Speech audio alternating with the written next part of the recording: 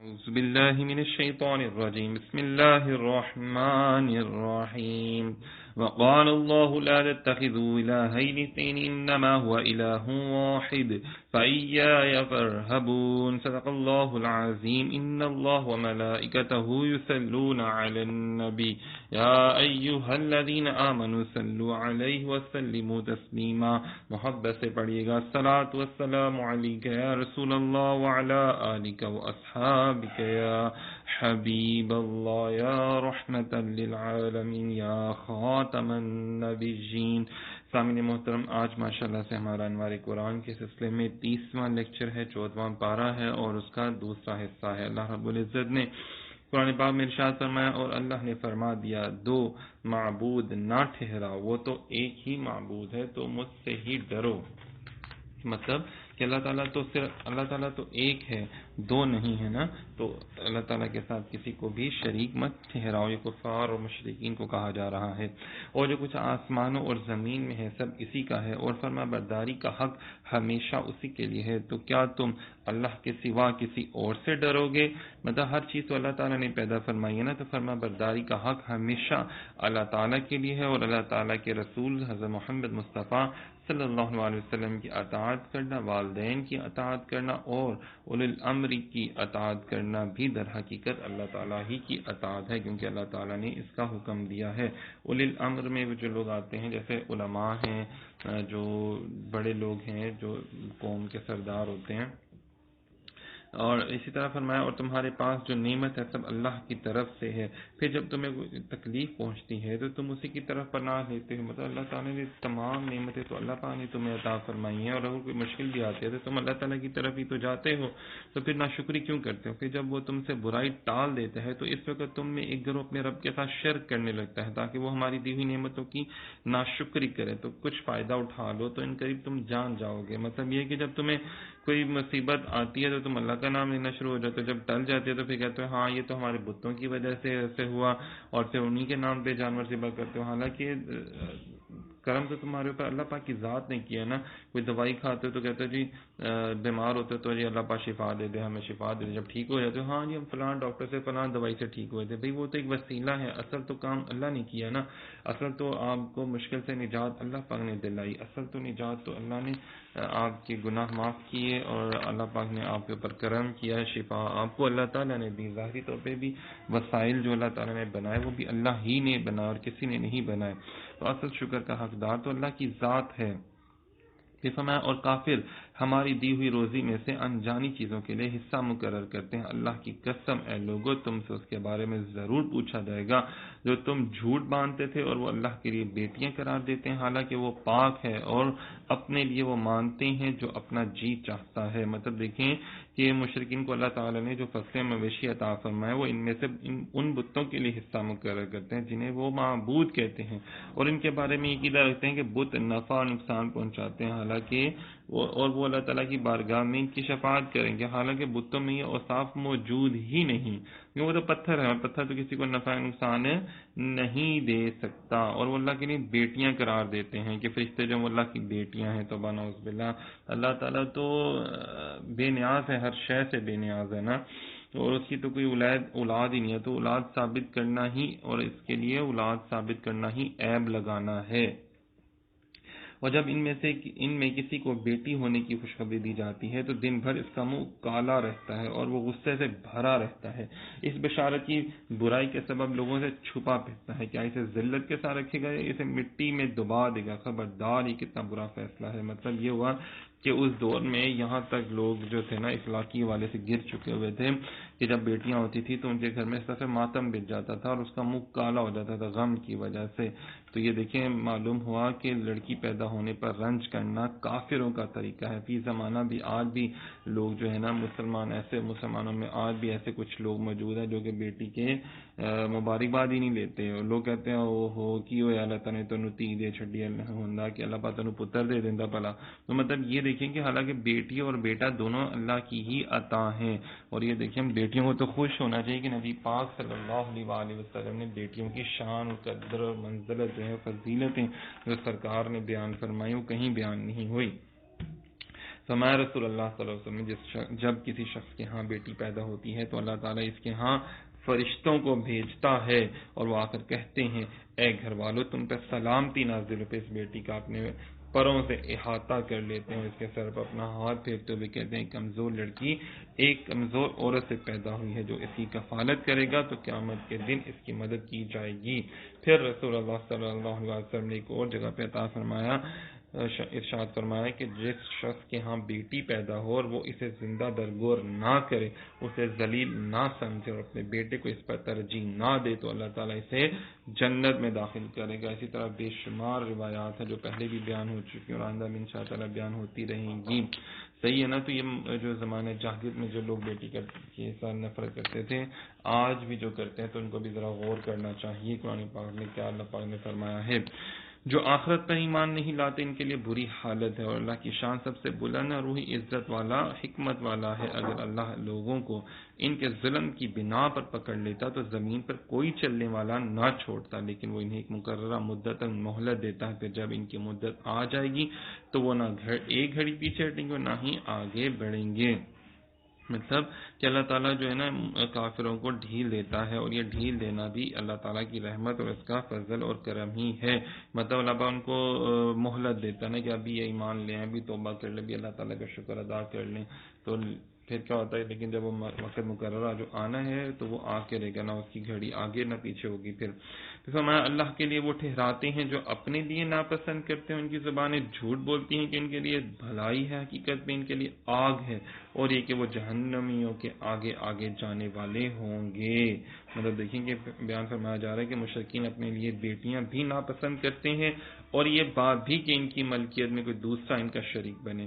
دیکھیں اللہ تعالیٰ کے لیے انہی چیزوں کا دعویٰ کرتے ہیں، مطلب جو اپنے لیے بری سمجھتے ہیں وہ اللہ تعالیٰ کے لیے اچھی سمجھتے ہیں نا، یعنی یوں ہی اللہ تعالیٰ کے لیے ناقص مال علیحدہ کرتے ہیں، بتوں کے لیے اعلیٰ مال جدا کرتے ہیں۔ جیسے آج بھی دیکھ لینا ہمارے لوگ ایک دوسرے کو تحفے تحائف دینے ہو تو اچھے دیتے ہیں، لیکن جب کسی اللہ کے لیے کسی غریب کی مدد کرنی ہو تو سب سے تھکا ہوا اپنے گھر کا گندا سوٹ اٹھا کے دے دیتے ہیں پھٹا ہوا، اور پھٹے ہوئے نوٹ جو ہیں وہ چھوٹے چھوٹے سے وہ ان کو دے دیتے ہیں، 10-20 نکلتے ہیں، لیکن باہر جب جائیں موبائل کے لیے، اپنی گاڑی کے لیے، اپنی چیزوں کے لیے، کپڑوں کے لیے ہزاروں پہ نکل آتے ہیں نا۔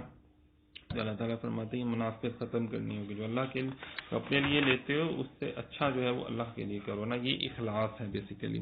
تو میں اللہ کی قسم ہم نے تم سے پہلے کتنی امتوں کی طرف رسول بھیجے تو شیطان نے ان لوگوں کے لیے ان کے اعمال کو خوشنما بنا دیا، تو آج وہی ان کا ساتھی ہے، ان کے لیے دردناک عذاب ہے۔ یہاں پہ دیکھیں اللہ پاک خود اپنی قسم کھا رہے ہیں، جب کسی بات کو اوپر زور دے کے کہنا ہوتا ہے تو پھر یہ بات کی جاتی ہے۔ کفار سے کہا جا رہا ہے نا کہ دیکھو کتنی بڑی بات ہے کہ اللہ تعالیٰ نے کتنے رسول بھیجے، تو شیطان نے ان لوگوں کے لیے ان کے اعمال کو خوشنما بنا دیا، مطلب ان کو اپنے اعمال اچھے لگ رہے ہوتے ہیں، حالانکہ وہ بتوں کو پوجنا ان کو اچھا لگ رہا ہوتا ہے نا، حالانکہ یہ تو ایک غلط بات ہے نا، جہالت ہے، میری جہالت ہے۔ تو اس آیت میں اللہ تعالیٰ نے اپنے حبیب صلی اللہ علیہ وسلم کو تسلی دی ہے کہ صرف آپ صلی اللہ علیہ وسلم کی قوم نے ہی آپ کو نہیں جھٹلایا، بلکہ پہلے بھی انبیاء کرام کی جو امتیں ہیں وہ بھی ان کے ساتھ ایسا سلوک کیا کرتی تھیں جو کہ بہت برا ہوتا تھا سلوک۔ پھر فرمایا ہم نے تم پر یہ کتاب اس لیے نازل فرمائی ہے تاکہ تم لوگوں کے لیے وہ بات واضح کر دو جس میں انہیں اختلاف ہے، اور یہ کتاب ایمان والوں کے لیے ہدایت اور رحمت ہے۔ مطلب توحید، عبادات اور معاملات کے جو احکامات ہیں وہ ان کے لیے واضح کر دیں، تو نبی پاک صلی اللہ علیہ وسلم تمام جو باتیں تھیں وہ ہم سب کے لیے واضح کر دیں، تو احادیث میں ہر چیز ہمیں مل جاتی ہے، ہر چیز کا مسئلہ ہمیں مل جاتا ہے۔ پھر فرمایا اللہ نے آسمان سے پانی اتارا تو اس کے ذریعے زمین کو موت کے بعد زندہ کر دے، بے شک اس میں سننے والوں کے لیے نشانی ہے۔ مطلب اللہ تعالیٰ نے آسمان سے پانی اتارا اور بنجر ویران زمین کو اللہ پاک نے سرسبز و شاداب کر دیا، اور دیکھو نا اللہ تعالیٰ نے ہمیں نبی پاک صلی اللہ علیہ وسلم کا امتی بنایا، اور ہمیں ہمارے بنجر ویران جہالت بھرے ذہنوں کو، روحوں کو اللہ پاک نے نور ایمان کی نعمت حضور کے صدقے سے عطا فرما دی۔ اور بے شک تمہارے لیے مویشیوں میں غور و فکر کی باتیں ہیں، وہ یہ کہ ہم تمہیں ان کے پیٹوں سے گوبر اور خون کے درمیان سے خالص دودھ نکال کر پلاتے ہیں جو پینے والے کے گلے سے آسانی سے اترنے والا ہے۔ لیکن جو جانوروں پر ریسرچ کرنے والے لوگ ہیں وہ اس چیز کو بڑا بہتر سمجھ سکتے ہیں کہ ایک ہی وہ چارہ یا ایک ہی گھاس یا ایک ہی چیز بھوسا وہ کھاتے ہیں، لیکن اندر جاتا ہے تو وہ دودھ بھی بن جاتا ہے اسی سے، جو بالکل شفاف اور کیا اسے کہتے ہیں توانائی سے بھرپور ہوتا ہے، پروٹین سے بھرپور ہوتا ہے، کیلشیم سے بھرپور ہوتا ہے۔ اور دوسری طرف کیا اسے کہتے ہیں کہ گوبر بھی اس کا بنتا ہے، وہ بھی نکل رہا ہوتا ہے، اس کا گوشت بھی بن رہا ہوتا ہے۔ تو یہ اللہ پاک ہر چیز کو علیحدہ علیحدہ کیسے کیسے کر دیتا ہے نا۔ تو کفار و مشرکین یہ کہتے تھے کہ جناب اللہ پاک مردوں کو کیسے زندہ کر سکتا ہے، یہ تو ہڈیاں ہو جاتی ہیں۔ تو اللہ پاک نے فرمایا ہڈیاں تو دور کی بات ہے، وہ تو ایک نطفے سے بھی انسان بنا سکتا ہے۔ اور وہ کیا تم غور نہیں کرتے کہ جانوروں کے اندر اللہ پاک نے وہ ایک ہی چیز کھاتی ہیں، لیکن وہی چیز اندر جا کے دیکھیں وہ علیحدہ علیحدہ ڈفرینٹ ہو جاتی ہے، ڈفرینٹ حصوں میں چلی جاتی ہے، جس باڈی پارٹس میں، تب وہ مختلف باڈی پارٹس کے اندر وہ چلی جاتی ہے۔ اور جیسے ہوتا ہے نا، ہم کہتے ہیں مختلف الماریوں میں مختلف چیزیں رکھی ہوتی ہیں ویسے، اور پھر وہ اندر جا کے دودھ بھی بن جاتا ہے، اور پھر کیا کیا چیزیں بننا شروع ہو جاتی ہیں۔ تو پھر صوفیہ کرام فرماتے ہیں کہ انسان جیسے تیرے رب نے تجھے خالص دودھ پلایا جس میں گوبر خون کی بال بھر بھی آمیزش نہیں ہے، ملاوٹ نہیں ہے، مطلب نہ اس میں گوبر ملتا ہے نہ خون ملتا ہے، تو بھی اپنے رب کی بارگاہ میں خالص عبادت پیش کر جس میں ذرا بھی ریاکاری، غرور، تکبر، فخر یا شوخی نہ ہو۔ تو میں اور کھجور انگور کے پھلوں میں سے کوئی پھل وہ ہے کہ اس سے تم نبید اور اچھا رزق بناتے ہو، بے شک اس میں عقل مند لوگوں کے لیے نشانی ہے۔ مطلب لیکن اچھا رزق کیا ہے، چھوارے بنتے ہیں، کشمش بنتی ہے، سرکہ، منقع اور کتنی چیزیں بنائی جاتی ہیں، کھجور سے پھر انگور سے کتنی چیزیں بناتے ہیں، اور ہم اس سے کتنا کتنا رزق اللہ پاک فرماتا ہے کہ ذرا غور کرو، یہ دیکھو یہ سب میں نے تمہارے لیے بنایا، مطلب ایک رب نے بنایا۔ اور تمہارے رب نے شہد کی مکھی، نحل جو ہے نا شہد کی مکھی، یہ دل میں یہ بات ڈال دی کہ پہاڑوں میں، درختوں میں، چھتوں میں گھر بناؤ، پھر ہر قسم کی پھلوں میں سے کھاؤ، اور اپنے رب کے بنائے ہوئے نرم و آسان راستوں پر چلتی رہو۔ اس کے پیٹ سے ایک پینے کی رنگ برنگی چیز نکلتی ہے، اس میں لوگوں کے لیے شفا ہے، بے شک اس میں غور و فکر کرنے والوں کے لیے نشانی ہے۔ اللہ اکبر۔ دیکھیں جیسے اللہ تعالیٰ نے گائے کی مثال دی کہ اس میں سے گوبر اور خون علیحدہ علیحدہ ہوتا ہے، تو اب مثال دے رہے ہیں کس کی، شہد کی مکھی کی اللہ پاک مثال دے رہے ہیں کہ یہ درختوں پر بھی، پہاڑوں پہ بھی، چھتوں پر بھی اپنے یہ گھونسلے، اپنے یہ بنا لیتے ہیں گھر چھوٹے چھوٹے، پھر میٹھے، کڑوے، پھیکے، ہر قسم کے پھلوں پھولوں میں سے رس چوستے رہتے ہیں، لیکن جب یہ نکالتے ہیں باہر تو پھر کیا ہوتا ہے کہ اس کے پیٹ سے ایک پینے کی چیز یعنی سفید یا گولڈن کلر کا بھی ہوتا ہے، زرد رنگ کا، سرخ رنگ کا بھی ہوتا ہے، کہیں پہ اللہ پاک شہد نکالتا ہے نا۔ اور یہ دیکھیں کتنی بڑی بات ہے، اور وہ شہد میں ہزار بیماریوں کی شفا اللہ تعالیٰ نے رکھ دی ہوئی ہے۔ اللہ پاک کہتے ہیں غور کرو نا کہ کیسے یہ ممکن ہو سکتا ہے۔ لیکن جدید سائنس جب آئی تو انہوں نے بھی ایسے کیا نا کہ انہوں نے ان چیزوں سے دیکھا، سائنسدانوں نے، کہ کتنی چیزیں ملا کے ایک چیز بن جاتی ہے، تو پھر اس طرح لوگوں نے مرکبات جو تھے نا وہ بنانے شروع کیے کہ ہر اتنی چیزوں کو ملا کے جو دوائیاں بنتی ہیں اسی انداز میں بنتی ہیں نا، کہ کتنی کیمیکلز اس میں ڈالے جاتے ہیں، کتنی مختلف چیزیں ڈالی جاتی ہیں، اور پھر کہیں جا کے ایک دوائی جو ہے وہ مرتب ہوتی ہے۔ تو انہوں سب نے سائنسدانوں نے اللہ پاک کی بنائی ہوئی چیزوں سے یہ سبق لیے ہیں، صحیح ہے۔ اور اللہ نے تمہیں پیدا کیا، پھر وہ تمہاری جان قبض کرے گا، تم میں کوئی سب سے گھٹیا عمر کی طرف پھیرا جاتا ہے تاکہ جاننے کے بعد کچھ نہ جانے، بے شک اللہ جاننے والا، بہت قدر والا ہے۔ سامعین محترم، یہاں پہ بات کی جا رہی ہے کہ وہ جس نے تمہیں پیدا کیا نا وہی تمہاری جو ہے وہ جان قبض کرے گا۔ اور آپ نے سنا ہوگا کہ جب انسان جو ہے ایک خاص بڑی عمر میں پہنچنے کے بعد پھر کیا ہے کہ اس کے اعضاء جو ہے وہ ناکارہ ہونا شروع ہو جاتے ہیں، جسمانی اعضاء، مطلب 50-60 سال کی عمر سے ایوریج جو آج کل ہے نکارا شروع ہو جاتا ہے۔ پھر جو بوڑھے لوگ ہوتے ہیں وہ نادانی میں بچوں کی جیسی حرکتیں کرنا شروع کر دیتے ہیں۔ لیکن ایک بات ذرا غور کیجیے گا، یہ عام لوگوں کی باتیں ہیں، لیکن جو اللہ والے ہوتے ہیں وہ جتنی بڑی عمر کے ہوتے ہیں اتنے ہی وہ دانا بینا ہو جاتے ہیں، اتنے ہی وہ پھر لوگوں کی لیے رشد و ہدایت کے سر چشمہ بن جاتے ہیں۔ جو اللہ والے ہوتے ہیں، جو علماء ہوتے ہیں، جتنی بڑی عمر میں ہوتے ہیں اتنا ہی ان کا علم اور زیادہ پختہ ہوتا ہے، اتنا ہی وہ اور زیادہ لوگوں کی رہنمائی کرتے ہیں۔ لیکن عام طور پہ جو بوڑھے لوگ ہوتے ہیں وہ اتنے چڑچڑے ہو جاتے ہیں، وہ گھر والے بھی ان کے پاس نہیں بیٹھتے، لیکن جو اللہ والے ہوتے ہیں ان کے پاس دیکھیں لوگوں کا ہجوم رہتا ہے، لوگ ان کے پاس جاتے ہیں تو ان سے اللہ اور اس کے رسول کا دین سیکھتے ہیں۔ فرمایا کہ جس کے بعد بیٹھ کے اللہ یاد آ جائے تو اس کا مطلب اللہ کا ولی ہے۔ تو یہ دیکھ لینا کہ اور یہ آج بھی ہم نے اپنی زندگی میں ابھی تک جتنے بزرگوں کو دیکھا تو وہ 50-60 سال 70 سال 80 سال کی عمر میں، لیکن اس کے باوجود بھی چاقو چوبند ہے، اللہ اور اس کے رسول کے دین کا کام کر رہے ہیں، خدمتیں کر رہے ہیں۔ ماشاء اللہ وہ ہمارے علماء کرام بھی ہیں، اللہ والے ہیں، پیران اعظام۔ پھر دیکھیں کہ اللہ نے تم میں سے ایک کو دوسرے پر رزق میں برتری دی ہے، تو جنہیں رزق کی برتری دی گئی ہے وہ اپنا رزق اپنے غلاموں باندیوں پر نہیں لٹاتے کہ کہیں وہ اس رزق میں برابر نہ ہو جاتا، کیا صرف اللہ کی نعمت سے مکرتے ہیں۔ مطلب یہاں پہ فرمایا جا رہا ہے کہ اللہ تعالیٰ نے تم میں سے ایک کو دوسرے پر رزق میں برتری دی، تم میں کوئی غنی ہے، کوئی فقیر، کوئی مالدار ہے، کوئی نادار، کوئی مالک ہے اور کوئی مملوک ہے۔ جنہیں رزق کی برتری دی ہے وہ اپنا رزق اپنے غلاموں اور باندیوں کو نہیں دیتے، مطلب ان کو نہیں دیتے کہ چلو یار تم بھی کوئی اپنا کاروبار شروع کر لو، یا چلو یار تم بھی یہ کام کر لو۔ تو ان کو لگتا ہے جیسے آج کل دیہاتوں گاؤں میں بھی یہ بہت زیادہ چیز پائی جاتی ہے، وہ لوگ اسکول نہیں بناتے، کوئی ان کے مزار یا نوکر ساری عمر ان کے باپ داداؤں کے نوکر تھے، ان کے بھی ان کے بچے آ گئے ان کے نوکر چلتے چلے آ رہے ہوتے ہیں۔ تو یہ اللہ تعالیٰ نے فرمایا کہ ایسا نہ کرو، بلکہ ان کے ساتھ بھی حسن سلوک سے پیش آؤ۔ دیکھیں نا، حقوق العباد، انسانیت کے حقوق جو ہیں وہ سب قرآن پاک میں بار بار ماشاءاللہ سے بیان کیے جا رہے ہیں۔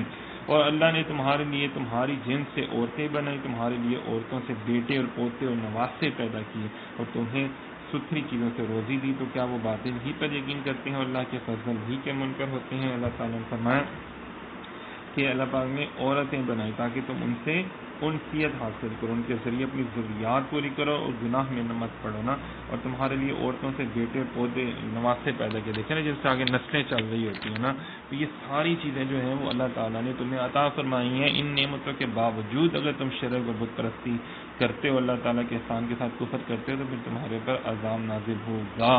سامعین محترم، آیت میں اللہ تعالیٰ کے فضل و نعمت سے مراد نبی پاک صلی اللہ علیہ وسلم ذات گرامی ہے، یا اس سے وہ نعمتیں ہیں جو اللہ تعالیٰ نے ہم سب کو عطا فرمائی ہیں۔ اور پھر فرمایا اللہ کے سوا ایسوں کی عبادت کرتے ہیں جو انہیں آسمان اور زمین سے کچھ بھی روزی دینے کا اختیار نہیں رکھتے اور نہ وہ کچھ کر سکتے ہیں، تو تم اللہ کے لیے مثل نہ ٹھہراؤ، بے شک اللہ جانتا ہے اور تم نہیں جانتے۔ کتنی بڑی بات ہے، اور تم نہیں جانتے۔ اللہ پاک فرماتا ہے کہ تم، یہ بتوں کے والے سے بات کی جا رہی ہے نا کہ تم کیوں ایسے کام کرتے ہو، جو تم بتوں کو کیوں اللہ تعالیٰ کے ساتھ ٹھہراتے ہو، تو یہ بہت غلط بات ہے۔ اللہ نے ایک بندے کی مثال بیان فرمائی جو خود کسی کی ملکیت میں ہے، وہ کسی شے پر قادر نہیں۔ ایک وہ ہے جسے ہم نے اپنی طرف سے اچھی روزی عطا فرما رکھی ہے، تو وہ اس میں سے پوشیدہ اور اعلانیہ خرچ کرتا ہے، کیا وہ سب برابر ہو جائیں گے؟ نہیں برابر ہوں گے۔ مطلب ایک وہ بندہ جس کو اپنی کسی چیز پر اختیار ہی نہیں ہے، صحیح، اور ایک وہ بندہ جس کو اللہ تعالیٰ نے اختیارات سے نوازا ہے، صحیح، ایک وہ بندہ جو عاجز، مملوک اور غلام ہے، دوسرا وہ بندہ جو آزاد، مالک اور صاحب مال ہے۔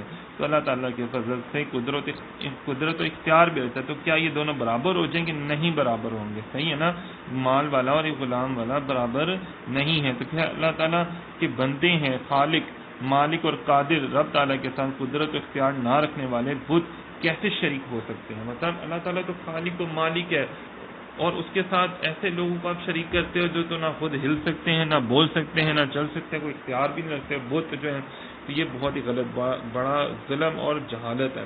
دیکھو میں اللہ نے دو مردوں کی مثال بیان فرمائی، ان میں سے ایک گونگا ہے جو کسی شے پہ قدرت نہیں رکھتا، اور وہ اپنے آقا پر صرف بوجھ ہے، اس کا آقا اسے جدھر بھیجتا وہ کوئی خیر لے کر نہیں آتا، تو کیا وہ اور دوسرا وہ جو عدل کا حکم کرتا ہے اور وہ سیدھے راستے پر بھی ہے، کیا دونوں برابر ہیں؟ نہیں۔ دیکھیں یہاں پر بھی دو لوگوں کی بیان کی گئی ہے، جو گونگا ہے مطلب مثال کافر کی ہے نا، اور دوسری مثال مومن کی ہے، جو عدل، مومن کی شان بھی بیان کی گئی نا، جو عدل اور اس سے کام لیتا ہے سیدھے رستے پر ہے، مطلب وہ جو اللہ اس کے رسول نے ہمیں عطا فرمایا سیدھے رستے پر چلنے والا، تو کیا دونوں برابر ہو سکتے ہیں؟ اب یہاں پہ دیکھیں اللہ پاک نے پہلے اپنی نعمتیں بیان کی، پھر اب اللہ تعالیٰ مثالیں دے رہا کہ جاہل اور عالم نہیں برابر ہو سکتے، اسی طرح غلام اور مالک نہیں برابر ہو سکتے، اسی طرح کیا اسے کہتے ہیں گونگے بہرے، اور ایک وہ شخص جو گونگا اور بہرا نہیں ہے اور عدل و انصاف اور سیدھے راستے پر چلتا ہے، وہ برابر کیسے ہو سکتے ہیں؟ مطلب آپ کیسے کمپیریزن کیسے کر سکتے ہیں؟ آپ اللہ کا کسی کے ساتھ ہو ہی نہیں سکتا۔ تو میں آسمانوں اور زمین کی چھپی چیزوں کا علم اللہ ہی کو ہے، اور قیامت کا معاملہ صرف ایک پلک جھپکنے کی طرح ہے، بلکہ اس سے بھی زیادہ قریب ہے۔ بے شک اللہ ہر شے پر قادر ہے، مطلب آسمان اور زمین کی چھپی ہوئی چیزوں کا علم صرف اللہ کو ہے، اور قیامت کب آئے گی؟ اگر وہ چاہے تو کن کہہ دے تو قیامت آ جائے پلک جھپکنے میں۔ اور اللہ نے تمہیں تمہاری ماؤں کے پیٹوں سے اس حال میں پیدا کیا کہ تم کچھ نہ جانتے، تو اسے تمہارے کان اور آنکھیں اور دل بنائے تاکہ تم شکر گزار بنو۔ کہ دیکھیں ہمیں اللہ تعالیٰ نے فرمایا کہ ہم اس کا شکر ادا کریں، اس نے ہمیں نعمتیں عطا فرمائی، صحیح ہے، اور ہمارے یہاں پہ لوگ کیا کرتے ہیں کہ حضور سے اس کی نافرمانی کر رہے ہوتا ہے، حالانکہ ہمیں جسمانی تمام اعضاء سے اللہ تعالیٰ کے ایک ایک حصے سے اللہ تعالیٰ کی شکر ادا کرنا چاہیے اور اس کا ذکر کرنا چاہیے۔ کیا انہوں نے پرندوں کی طرف نہ دیکھا جو آسمان کی فضا میں اللہ کے حکم کے پابند ہیں، انہیں وہاں اللہ کے سوا کوئی نہیں روکتا، بے شک اس میں ایمان والوں کے لیے نشانیاں ہیں۔ صحیح ہے، مطلب پرندوں کے حوالے سے بھی بات کی جا رہی ہے۔ لیکن پرندوں کو ہی دیکھ کر کے دیکھیں، یہ زمین پہ نہیں گرتے، حالانکہ بھاری ہوتے ہیں۔ اسی طرح جہاز بنائے گئے وہ اتنے بھاری ہوتے ہیں، پھر ان کے اندر ٹنوں کے حساب سے سامان ہوتا ہے، پیسنجرز ہوتے ہیں، نہیں گرتے۔ تو یہ ساری چیزیں اللہ پاک فرماتا ہے کیا تم نہیں دیکھتے؟ یہ ساری عقل شعور انسان کو اللہ نے ہی دیا نا، کہ آج ہوائی جہاز جیسی چیزیں بنانے میں، ہیلی کاپٹر جیسی چیزیں بنانے میں کامیاب ہو گیا، پرندوں کو دیکھ کر یہ ساری چیزیں سیکھی گئی نا۔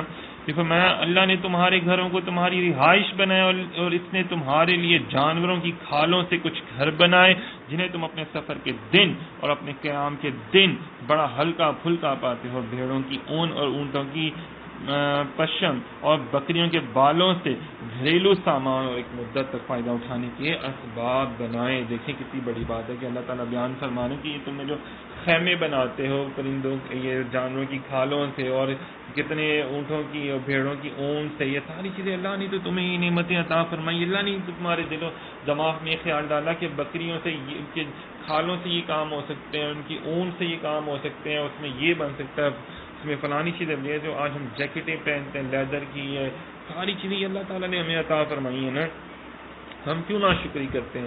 اور اللہ نے تمہیں اپنی بنائی ہوئی چیزوں سے سائے دیے، اور تمہارے لیے پہاڑوں میں چھپنے کی جگہ بنائی، اور تمہارے لیے کچھ پہننے کے لباس بنائے جو تمہیں گرمی سے بچائے، کچھ لباس بنائے جو لڑائی کے وقت تمہاری حفاظت کرتے ہیں۔ اللہ اسی طرح تم پر اپنی نعمت پوری کرتا ہے تاکہ تم اسلام لے آؤ، پھر اگر وہ منہ پھیرے تو اے حبیب تم پر صرف صاف تبلیغ کر دینا لازم ہے۔ دیکھیں اللہ تعالیٰ کیا فرما رہے ہیں کہ تمہیں پہاڑ بھی عطا فرمائے تھے، تمہیں گرم اور سرد موسموں کے لیے لباس علیحدہ اللہ نے عطا فرمائے نا۔ انسانوں کے ذہن میں اللہ نہیں ڈالا نا کہ اس موسم میں یہ لباس استعمال کرو گے تو فائدہ ہوگا، اس میں یہ استعمال کرو گے تو فائدہ ہوگا۔ پھر یہ جو بلٹ پروف جیکٹ ہوتی ہے یہ بھی تو اللہ نے ہمیں سکھائی نا کہ آج جو ہمارے فوجی پہنتے ہیں، اسی طرح بے شمار ایسے لباس ہیں جو ہمارے لیے کتنے فائدہ مند ہیں، جو آسمان پر چاند پہ جانے کے لیے بھی جو لباس استعمال کیے جاتے ہیں اللہ تعالیٰ نے ہی انسان کے ذہن میں ڈالا نا، ورنہ انسان کی اپنی کہاں پہ کارکردگی ہے۔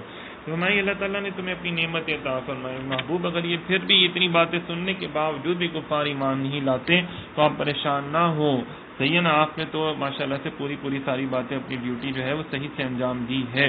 کہ فرمایا وہ اللہ کی نعمت کو پہچانتے ہیں پھر اس کا انکار کرتے ہیں، ان میں اکثر کافر ہی ہیں۔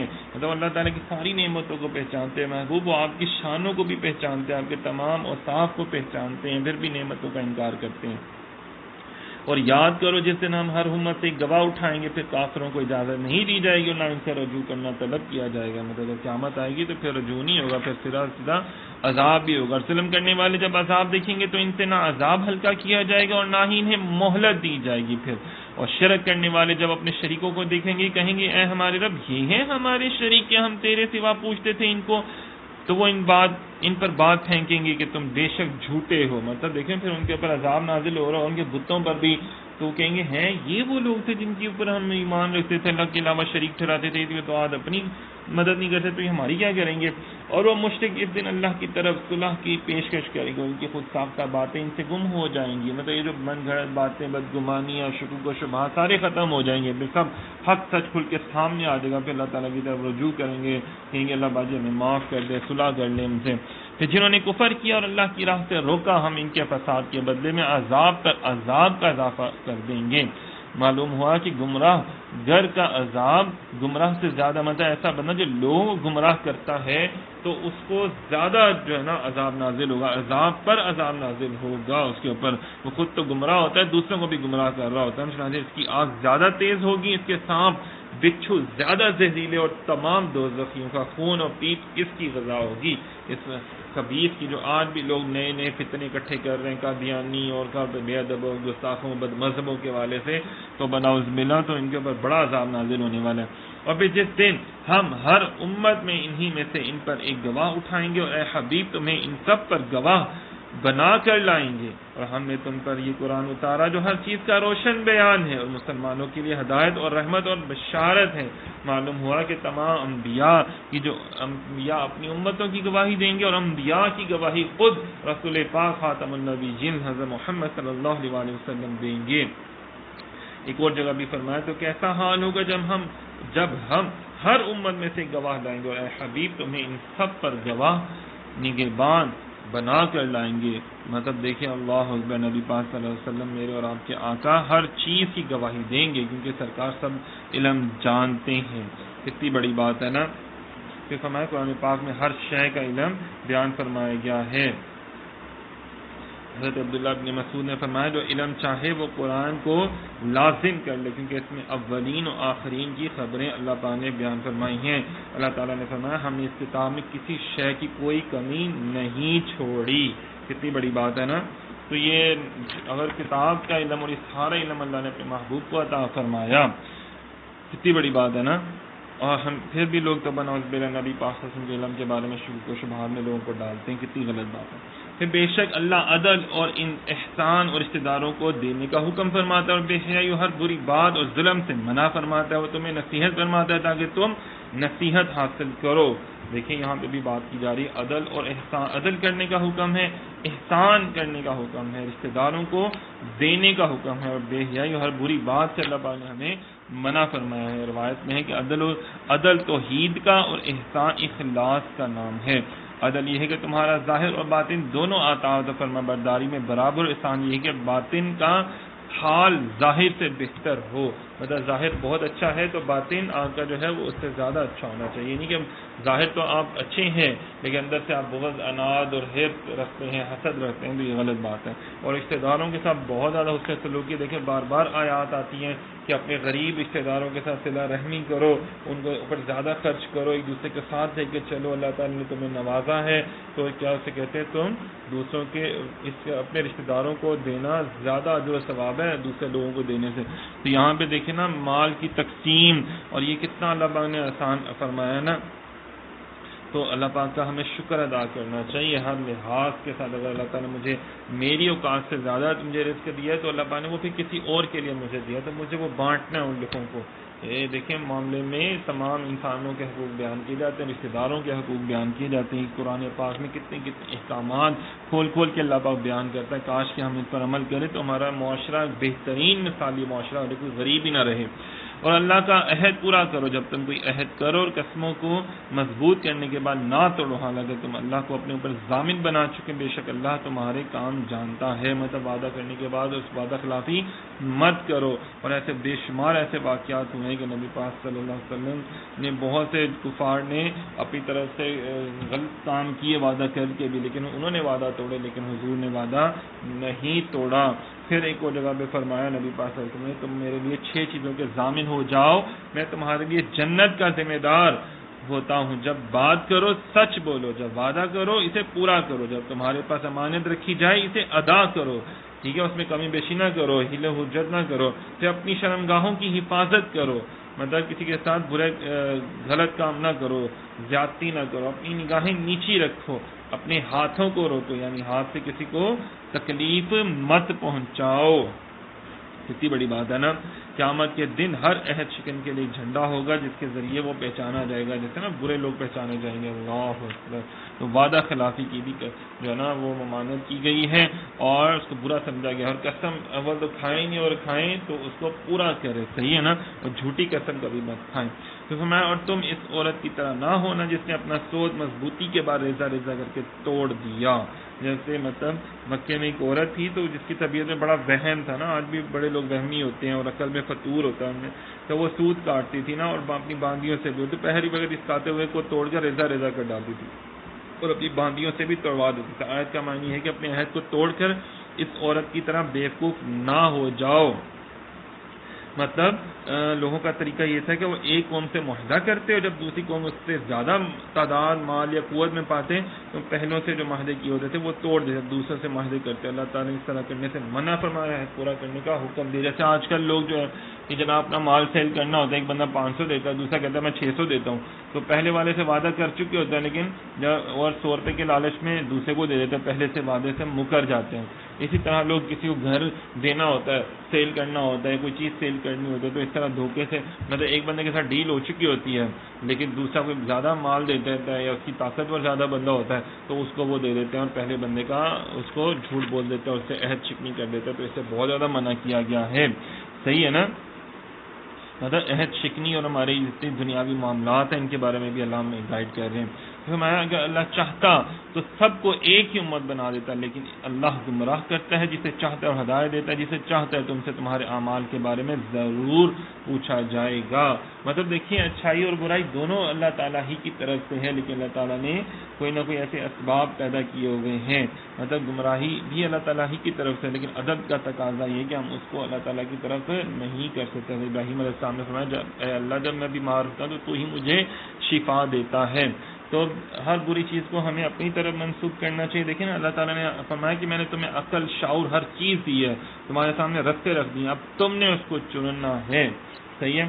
تو تم اپنی قسموں کو اپنے درمیان دھوکے اور فساد کا ذریعہ نہ بناؤ، اور ورنہ قدم ثابت قدمی کے بعد پھسل جائیں گے اور تم اللہ کے راستے سے روکنے کی وجہ سے سزا کا مزہ چکو گے، تمہارے لیے بہت برا عذاب ہے۔ مطلب یہاں پہ بھی دیکھیں بار بار بیان کیا جا رہا ہے کہ قسموں کو نہ توڑو، جو تم عہد کرتے ہو، وعدے کرتے ہو، اس کو پورا کیا کرو، اور اللہ کے عہد کے بدلے تھوڑی سی قیمت نہ لو، بے شک جو اللہ کے پاس ہے وہ تمہارے لیے بہتر ہے۔ مطلب اسلام لانے کے بعد کبھی اسلام سے پھر مت جانا، مرتد نہ ہو جانا پیسوں کے لیے، جو آلو قادیانی بن جاتے ہیں اور بد مذہب ہو جاتے ہیں، عیسائی ہو جاتے ہیں۔ میں یہ نہ اس طرح نہ کیا کرو، منافقین اس طرح کرتے تھے نا، تھوڑے سے پیسے لے کے مسلمانوں کی خبریں ان تک پہنچاتے تھے۔ اور جو تمہارے پاس ہے وہ ختم ہو جائے گا، جو اللہ کے پاس ہے وہ باقی رہنے والا ہے۔ ہم صبر کرنے والوں کو ان کے بہترین کاموں کے بدلے میں ان کا اجر ضرور دیں گے۔ اللہ پاک جو صبر کرنے والے نا، صابرین، اللہ پاک ان کے اوپر بڑا ہی کرم کرنے والا ہے جو اللہ پاک سے مدد مانگتے ہیں۔ صحیح ہے؟ اللہ پاک کہتے ہیں کہ تمہارے پاس اب ختم ہو جائے گا لیکن اللہ کے خزانوں میں کبھی بھی کمی نہیں ہوگی۔ فرمایا جو مرد یا عورت نیک عمل کرے اور وہ مسلمان ہو تو ہم اسے ضرور پاکیزہ زندگی دیں گے، ہم ضرور انہیں ان کے بہترین کاموں کے بدلے میں ان کا اجر دیں گے۔ جو اچھے اور نیک خواتین اور مرد دونوں میں سے ہے نا، اللہ پاک دونوں کے اوپر کرم کرے گا۔ تو جب تم قرآن پڑھنے لگو تو شیطان مردود سے اللہ کی پناہ مانگو، بے شک اسے ان لوگوں پر کوئی قابو نہیں جو ایمان لائے اور وہ اپنے رب ہی پر بھروسہ کرتے ہیں۔ اس کا قابو تو انہی پر ہے جو اس سے دوستی کرتے ہیں، وہ جو شریک ٹھہراتے ہیں۔ معلوم ہوا اعوذ باللہ من الشیطان الرجیم پڑھنے کا حکم مستحب ہے۔ کہا جا رہا ہے کہ جب بھی قرآن پڑھو تو یہ کیا کرو تاکہ تم شیطان کے شر سے بچ جاؤ۔ صحیح ہے؟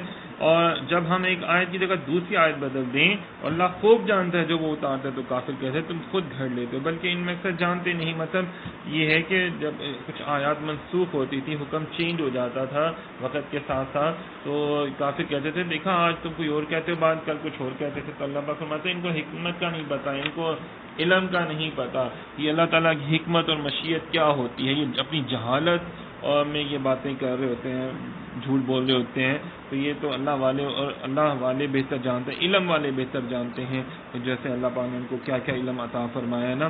تو آیت کی منسوخ ہونا، تبدیل ہونا، یہ اللہ پاک کے حکم سے ہوتا ہے، اور اس میں اللہ کی ہزارہ حکمتیں پوشیدہ ہوتی ہیں جو یہ جاہل لوگ نہیں جان سکتے۔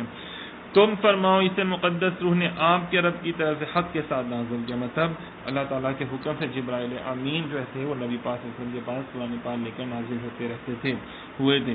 اور بے شک ہم جانتے ہیں کہ وہ کافر کہتے ہیں اس نبی کو ایک آدمی سکھاتا ہے، جس آدمی کی طرف یہ منسوخ کرتے ہیں اس کی زبان اجمی ہے اور یہ قرآن روشن عربی زبان میں۔ دیکھیں کفار و مشرکین کتنا زیادہ نبی پاک صلی اللہ علیہ وسلم کو اذیتیں دیتے تھے، تنگ کرتے تھے، طرح طرح کی باتیں گھڑ کے لے آتے تھے۔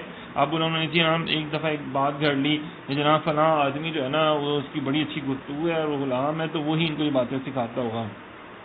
تو اللہ تعالیٰ نے فرمایا کہ اس شخص کی طرف کرتے وہ تو عجمی ہے، اس کو تو عربی سرے سے آتی ہی نہیں ہے۔ اور اللہ تعالیٰ کا اتنا کرم ہوا کہ جن لوگوں کی طرف انہوں نے نشاندہی کی ایک وقت وہ آیا کہ وہی شخص پھر آیا اور نبی پاک صلی اللہ علیہ وسلم کی بارگاہ میں حاضر ہو گیا، طاعت گزاروں میں شامل ہوا، مسلمان ہوا۔ سامعین محترم، اللہ پاک نے فرمایا کہ تمہارے تو بڑے بڑے فصیح و بلیغ اور بڑے پڑھے لکھے لوگ تھے، وہ نہیں قرآن پاک جیسے کوئی ایک آیت بھی بنا کے لا سکے، تو وہ بیچارہ ایک اجمی ہے جس کو عربی سیرت آتی نہیں ہے، تو وہ کیسے کر لے گا؟ یہ جھوٹ نہ بولا کرو تم۔ بے شک جو اللہ کی آیتوں پر ایمان نہیں لاتے، اللہ انہیں راہ نہیں دکھاتا، ان کے لیے دردناک عذاب ہے۔ جھوٹا بہتان وہی بات ہے جو اللہ کی آیتوں پر ایمان نہیں لاتے، وہی جھوٹے ہیں۔ دیکھیں بار بار جھوٹے لوگوں کی بھی مذمت کی جا رہی ہے۔ نبی پاک صلی اللہ علیہ وسلم نے ارشاد فرمایا کہ سچ کو لازم کر لو اپنے اوپر، کیونکہ سچائی نیکی کی طرف لے جاتی ہے اور نیکی جنت کا راستہ دکھاتی ہے۔ آدمی برابر سچ بولتا رہتا ہے، سچ بولنے کی کوشش کرتا رہتا ہے، یہاں تک کہ وہ اللہ کے نزدیک صدیق لکھ دیا جاتا ہے۔ جھوٹ سے بچے، کیونکہ جھوٹ فجور کی طرف لے جاتا ہے، فجور جہنم کا راستہ دکھاتا ہے، اور آدمی برابر جھوٹ بولتا رہتا ہے، جھوٹ بولنے کی کوشش کرتا ہے، یہاں تک کہ اللہ کے نزدیک کذاب لکھ دیا جاتا ہے۔ اللہ اکبر! دیکھیں نا، ایک صدیق اور ایک کذاب۔ کذاب کون ہے؟ کفار، منافقین، مشرکین، جھوٹے لوگ، اور سچے جو ہیں جو اللہ پر ایمان لاتے ہیں، جو نبی پاک صلی اللہ علیہ وسلم پر ایمان لاتے ہیں اور عمل بھی کرتے ہیں نا۔ جو ایمان لانے کے بعد اللہ کے ساتھ کفر کرے، سوائے اس آدمی کے جسے کفر پر مجبور کیا جائے اور اس کا دل ایمان پر جمع ہوا ہو، لیکن وہ جو دل کھول کر کافر ہوں، ان پر اللہ کا غضب ہے، ان کے لیے بڑا عذاب ہے۔ جیسے دیکھیں نا، کچھ صحابہ کرام کے اوپر بہت زیادہ ظلم کر دیا گیا اور حتیٰ کہ ان کو شہید کر دیا گیا۔ حضرت عمار رضی اللہ تعالیٰ عنہ کے ساتھ بہت برا سلوک کیا گیا، اور بڑے بوڑھے تھے، ان کے والدین کو بھی بڑی بے رحمی سے شہید کر دیا گیا۔ تو لیکن وہ بھاگ نہیں سکتے تھے، بوڑھے تھے، تو انہوں مجبور ہو کر انہوں نے کفر پڑھ لیا، لیکن ان کا دل اندر سے مسلمان تھا۔ جب وہ حضور کی بارگاہ میں آئے تو بہت شرمندہ تھے، عرض کیا اے خدا کے رسول، بہت ہی برا، بہت ہی برے کلمات میری زبان سے نکلے۔ حضور نے فرمایا اس وقت تیرے دل کا کیا حال تھا؟ عرض کیا حضور میرا دل ایمان پر خوب جمع ہوا تھا۔ حضور نے شفقت و رحمت فرمائی اور فرمایا کہ اگر پھر ایسا اتفاق ہو تو یہی کرنا چاہیے، مطلب اپنی جان بچانے کا، جہاں پہ بہت زیادہ خطرہ ہو، جہاں پہ یہ ہو کہ آپ کی جو ہے نا وہ اس کو کوئی نہ کوئی جسم کے اعضاء کاٹ لیں گے، تو پھر آپ کلمہ کفر پڑھ سکتے ہیں کہ آپ کو پڑھنے کی اجازت ہے، ادروائز بالکل بھی نہیں۔ فرمایا اگر اس حالت میں بھی صبر کرے اور قتل کر ڈالا جائے تو اسے اجر ملے گا اور وہ شہید ہوگا، جیسے حضرت خبیب رضی اللہ تعالیٰ نے صبر کیا، وصولی پر ان کو چڑھا دیا گیا نا۔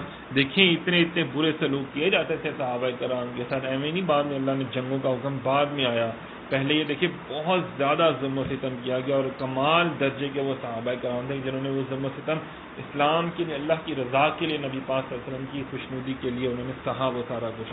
آج ہم دیکھیں تھوڑا سا بھوک پیاس نہیں سہ سکتے ہیں، باتیں کرنا شروع کر دیتے ہیں، تو تھوڑا سا اللہ کی راہ میں، وہ بھی اس کے عطا کیے ہوئے رزق میں سے خرچ کرنا ہوتا ہے، وہ بھی نہیں خرچ کرتے ہیں، اور وہ بھی اس میں بھی ہیلے بہانے بناتے ہیں۔ تو صحابہ کرام کا ایمان بڑا ہی کامل ایمان تھا۔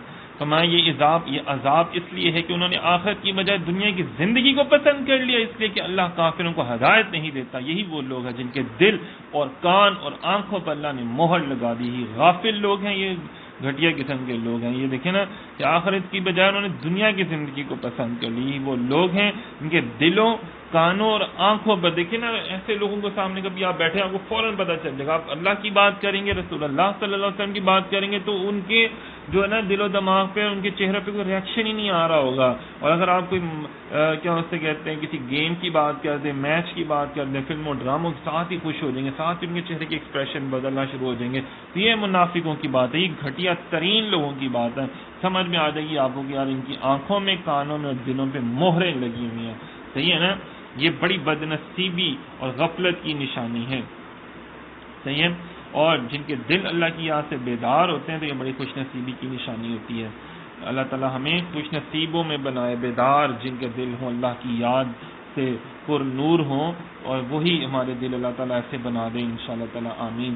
حضور علیہ السلام کے صدقہ پھر فرمایا پھر بے شک تمہارا رب ان لوگوں کے لیے جنہوں نے تکلیفیں دیے جانے کے بعد اپنے گھر بار چھوڑے، پھر انہوں نے جہاد کیا اور صبر کیا، بے شک تمہارا رب اس کے بعد ضرور بخشنے والا مہربان ہے۔ دیکھیں صحابہ کرام کی، مومنین کی شانیں بیان کی جا رہی ہیں، جن کے اوپر بڑا ہی ظلم و ستم کیا گیا، تو پھر ان کو حکم ہوا ہجرت کرنے کا، وہ ہجرت کر کے چلے گئے دوسرے شہروں میں، پھر ان کو مدینہ پاک بلایا گیا، اور پھر جہاد کے لیے جب وہ گئے تو پھر دیکھیں، اور اللہ تعالیٰ فرماتے ہیں انہوں نے پھر جہاد بھی کیا، کتنی مشکلیں اسلام کے لیے، صحیح اللہ پاک ان کو بخشنے والا ہے، مہربان ہے ان کے لیے۔ دیکھیں نا آج بھی اگر ہم لوگ دین اسلام کی خدمت کریں اور اس پہ آنے والی جو مشکلات ہیں ان کو صبر کریں خاموشی سے تو پھر اللہ پاک بڑا ہی کرم کر دیتا ہے. لبیک یا رسول اللہ کے نعرے لگانے کے علاوہ ہمیں بھی توفیق عطا ہے دل و دماغ سے, دل و زبان سے. یاد کرو جس دن ہر جان اپنی طرف سے جھگڑتی ہوئی آئے گی اور ہر جان کو اس کا عمل پورا کر دیا جائے گا اور ان پر ظلم نہ ہوگا. مطلب یہ قیامت کے دن کی بات کی جا رہی ہے. یاد کریں اس وقت کو, ان کو یاد کروائیں محبوب. اور اللہ نے ایک بستی کی مثال بیان فرمائی جو امن و اطمینان والی تھی, ہر طرف اس کے پاس اس کا رزق کثرت سے آتا تھا, تو وہاں کے رہنے والے اللہ کی نعمتوں کی ناشکری کرنے لگے تو اللہ نے ان کے اعمال کے بدلے میں انہیں بھوک اور خوف کے لباس کا مزہ چکھایا. بھوک مطلب قحط سالی آئی اور پھر خوف طاری ہو گیا نا, مرنے کا خوف طاری ہو گیا. کتنی بڑی بات ہے نا کہ ایسا شہر, ایک بستی کی اللہ تعالیٰ نے مثال دی. ان کو بتائیں مطلب کتنی بستیوں پر جو ہے عذاب نازل ہوا تھا نا, انہی میں سے ایک بستی کی بات کی جا رہی ہے کہ بتائیں ان کو کہ کتنے عذاب نازل ہو گئے. خشک سہلی آئی ہے, قحط سالی آئی ہے, یہاں تک کہ وہ مردار بھی کھانے پہ مجبور ہو گئے. صحیح ہے.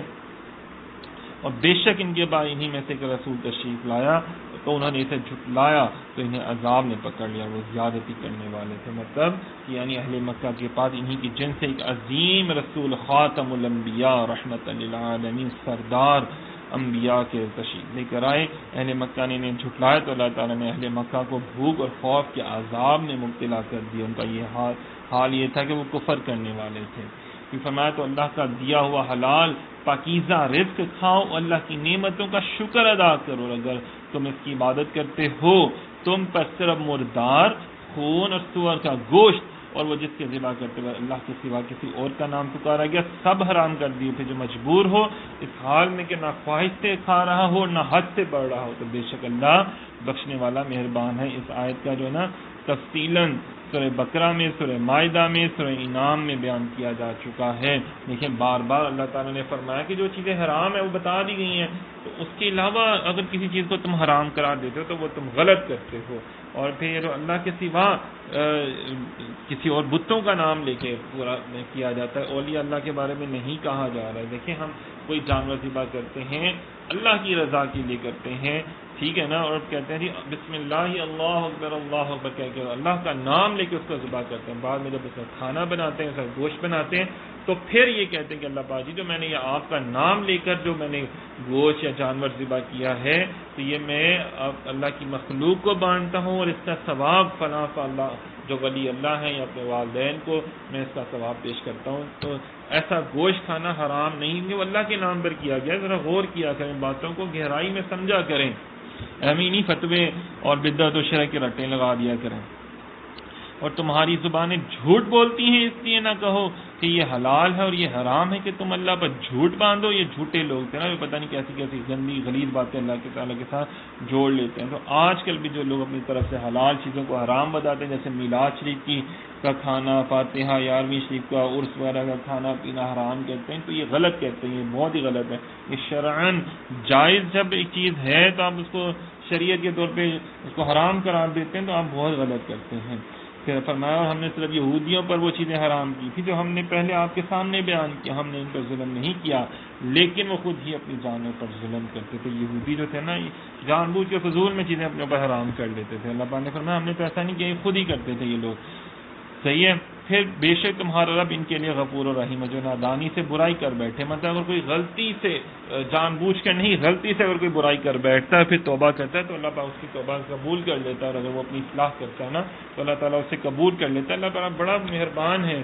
یہ مومنین کے بارے میں, مسلمانوں کے بارے میں کہا جا رہا ہے کہ اگر کوئی چھوٹی موٹی کوئی غلطی کر لیتا ہے تو لیکن اس کا اپنے اندر سے یہ دل سے یہ نہیں ہوتا تو وہ توبہ کرے, اللہ قبول کرے, اپنی اصلاح کرے. یہودیوں کی جیسا نہ ہو جائے کہ اس غلطی پر قائم و دائم ہو جائے لیکن میں نے اب کرنی یہی غلطی ہے, تو ایسا نہیں کرنا چاہیے نا. تو میں بے شک ابراہیم تمام اچھی خصلتوں کے مالک, ایک پیشوا, اللہ کے فرما بردار اور ہر بات سے جدا تھے. دیکھیں اس آیت میں حضرت ابراہیم علیہ السلام کی اللہ تعالیٰ نعت پڑھ رہے ہیں, مطلب ان کے اوصاف حمیدہ بیان کیے جا رہے ہیں. تو اللہ تعالیٰ کے نبیوں کے اوصاف بیان کرنا جیسے آج ہم نبی پاک صلی اللہ علیہ وسلم میں کرتے ہیں تو یہ اللہ کی سنت ہے, نعت پڑھنا حضور کی, انبیاء کی. فرمایا حضرت ابراہیم علیہ السلام تمام اچھی خصلتوں اور پسندیدہ اخلاق کے مالک تھے. اللہ تعالیٰ کے فرما بردار تھے, دین اسلام پر قائم تھے, مشرک نہ تھے. کفار قریش اپنے آپ کو دین ابراہیمی پر خیال کرتے تھے. اس نے ان کفار کے اس نظریے کا رد کیا گیا ہے کہ وہ مشرک نہیں تھے، وہ تو اللہ کے نیک بندے تھے، بھائی وہی کہ اللہ کو ماننے والے تھے، اللہ تعالیٰ کے احسانات پر شکر ادا کرنے والے تھے۔ اللہ تعالیٰ نے انہیں اپنی نبوت و خلت کے خلیل بنایا نا، خلیل کے لیے منتخب فرمایا تھا، انہیں سیدھے راستے یعنی دین اسلام کی طرف ہدایت دی تھی، دنیا میں بھی انہیں بھلائی دی گئی۔ اس سے مراد رسالت، اموال، اولاد، اچھی تعریف اور قبولیت عامہ ہے کہ تمام لوگوں نے ان کو قبول فرمایا، کہ تمام ادیان والے بھی، مسلمان، یہودی، عیسائی اور عرب کے مشرکین، سب ان کی عظمت بیان کرتے ہیں، ان سے محبت رکھتے ہیں، آخرت میں قرب والے بندوں میں سے ہوں گے۔ صحیح ہے نا؟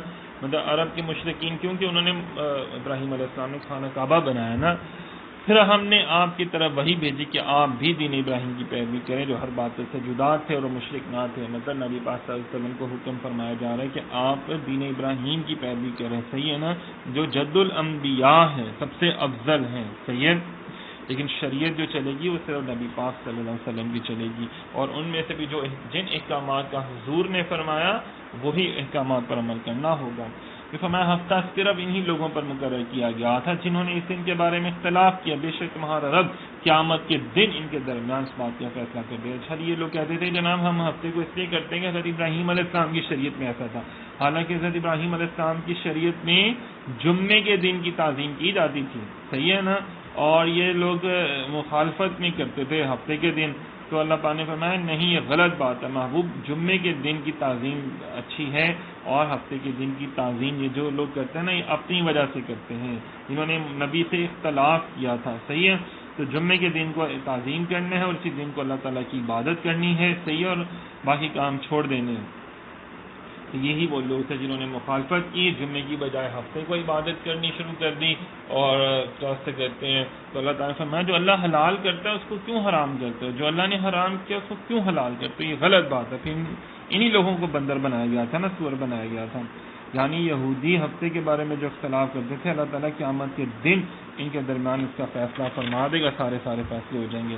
اپنے رب کے راستے کی طرف حکمت اور اچھی نصیحت کے ساتھ بلاؤ، اور ان سے اس طریقے سے بحث کرو جو سب سے اچھا ہو، بے شک تمہارا رب اسے خوب جانتا ہے جو کی راہ سے گمراہ ہو، اور ہدایت پانے والوں کو بھی خوب جانتا ہے۔ مطلب اللہ تعالیٰ نے اس آیت میں فرمایا حکمت کے ساتھ لوگوں کو دلیل کے ساتھ دین اسلام کی تبلیغ کرو، اچھی نصیحت کے ساتھ کرو، سب سے اچھے طریقے سے بحث کرو جس میں لڑائی جھگڑا نہ ہو بلکہ مضبوط دلیل ہو۔ اگر آپ کسی کو امر بالمعروف اچھائی کا حکم دینا چاہتے ہیں تو قرآن پاک کی آیات پڑھ کے سنائیں، احادیث اولیاء کرام کے اقوال، صحابہ کرام کی باتیں پڑھ کے سنائیں، اور جس کو روکیں تو اس کی بھی دلیل دیں کہ یار یہ دیکھو کیا کیا دلیل ہے، سائنسی حوالے سے، علمی حوالے سے، دینی حوالے سے۔ یہ اللہ کو بہت زیادہ پسند ہے، تبلیغ کرنے کے لیے بھی علماء کو بیان کیا جا رہا ہے کہ ایسے جو اللہ والے ہیں ان کو بیان کیا جا رہا ہے، کیسے بیان کریں، مسلمانوں کو بھی بیان کیا جا رہا ہے۔ اگر تمہیں کسی کو اچھی بات بیان کرنی ہے تو کیسے بیان کرنی ہے کہ اگلے کو پتہ بھی چلے کہ مجھے بات بیان ہو رہی ہے، اس کو سمجھ بھی آنی چاہیے۔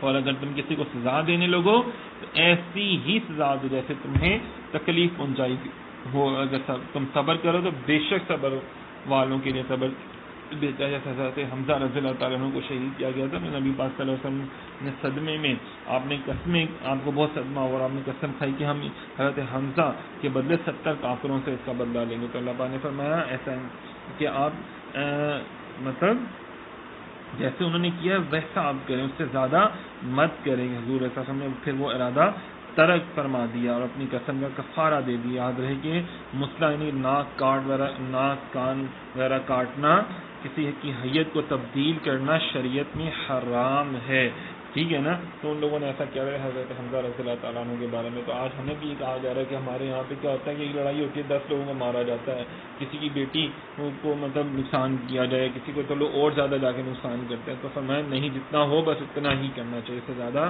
نہیں کرنا چاہیے کسی کا نقصان۔ اگر تم بدلہ لینے والے ہو، نہیں تو معاف کرنے والے کو اللہ نے زیادہ پسند کیا۔ اس لیے دیکھیں نا نبی پاک صلی اللہ علیہ وسلم اتنی اذیتیں دی گئی، حضور نے پھر بھی لوگوں کو معاف کیا، وہی لوگ آ کے مسلمان ہوئے۔